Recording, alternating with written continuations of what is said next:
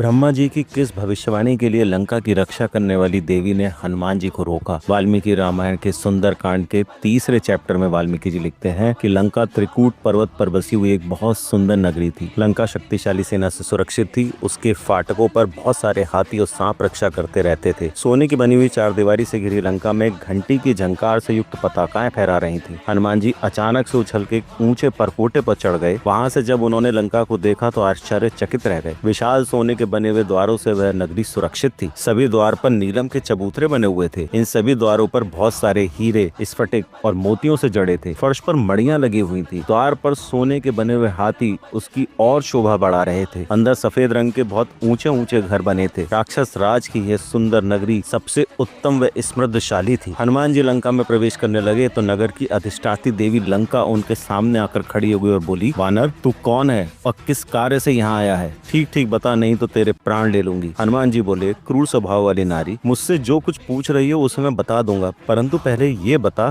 तू कौन है? तेरी आंखें बड़ी भयंकर हैं। इस नगर के बाहर क्या कर रही है और मुझे क्यों डांट रही है? यह सुनकर इच्छा अनुसार रूप धारण करने वाली लंका कुपित होकर पवन कुमार से बोली, मैं राक्षस राज रावण की आज्ञा से प्रतीक्षा करने वाली उनकी सेविका हूँ। मुझ पर आक्रमण करना किसी के लिए भी कठिन है। मैं इस नगरी की रक्षा करती हूँ। मैं ही लंका नगरी हूँ। हनुमान जी ने कहा कि मैं तो इस लंका नगरी को देखने आया हूँ। ऐसी सुंदर नगरी है कि मुझे यह देखने की इच्छा उत्पन्न हुई। महानगरी देख के चला जाऊंगा। हनुमान जी की बात सुनकर लंका क्रोधित हो गई और उसने हनुमान जी को जोर से थप्पड़ मारा। लंका द्वारा पीटे जाने पर बाएं हाथ से लंका के मुंह पर हनुमान जी ने एक मुक्का मारा। लंका पृथ्वी पर गिर पड़ी। फिर बहुत ही विनम्र वाणी में दोनों हाथ जोड़कर हनुमान जी से बोली, कपिश्रेष्ठ, आप मेरी रक्षा कीजिए। मैं लंकापुरी ही हूँ। आपने अपने पराक्रम से मुझे परास्त कर दिया। मैं आपसे सच्ची बात कहती हूँ, स्वयं ब्रह्मा जी ने मुझे वरदान दिया था कि जब कोई वानर तुझे अपने पराक्रम से वश में कर ले तब ये समझ लेना कि राक्षसों के ऊपर बहुत बड़ा भारी समय आ गया है। अतः आप इस नगर में प्रवेश कीजिए और यहाँ जो जो कार्य आप करना चाहते हैं उसे पूर्ण कीजिए।